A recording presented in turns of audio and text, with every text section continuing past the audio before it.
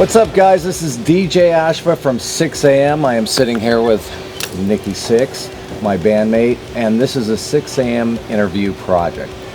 And I want to start it off by asking something that I don't have the answer to. So, you know, we've been in a band many years. Spent a lot of time together. Had a very long friendship. And I would like to know, and I'm sure everybody out there would like to know, when you were a young kid, just a young kid, you left Seattle, took a Greyhound, you went to Idaho, hung out with your grandparents for a little while, and then you decided to take a Greyhound out to Hollywood. Yeah. What was that like? I mean, you know, it's funny you say that. Just the other day I was thinking, I was so young and I was kind of like, I had this blind faith. Right. I had this idea.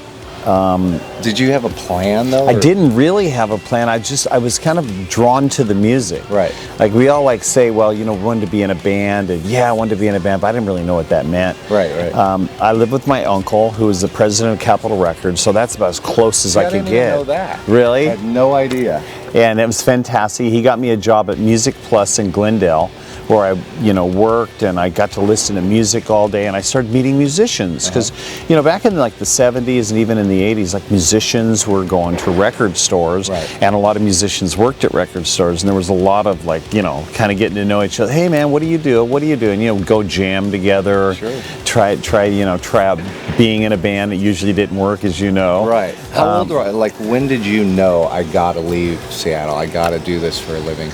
Well, I mean, luckily, I was sent to Seattle from Idaho because I was starting to get in a lot of trouble as a teenager. My grandparents couldn't handle me, so they sent me to live with my mom. And I was really excited about it because Seattle was a big city, and Jerome, Idaho, where I came from, was 4,000 people. So outside of this big city, I met all these kids that were into rock and roll. Like a lot of them had guitars, so I started hanging out, but I got in a lot of trouble there, and I had to leave. I had to leave Seattle. Right. And so that's why I went to Idaho, and I worked on a farm, saved enough money. The trouble when you are the trouble. When you are the trouble. And then I went to Seattle with a fake Les Paul. Nice. And I had this boom box, and I had a couple of cassettes, and I went to live with my uncle, and I got a job at a music store, and that's where it all kind of started. That's awesome. So what you took a Greyhound from there to Hollywood? Yeah. What was that like? You know, I wasn't scared, but thinking about being a young kid, like alone, like on a Greyhound bus, I mean, it's kind of creepy. It's exciting and kind of creepy, and if like one of my kids wanted to do that, I'd be like, no. Right. You can't do that. And when you pulled into Hollywood, what was that feeling? I just couldn't believe it. This is it. And back then there used to be a Greyhound bus station at Hollywood and Vine.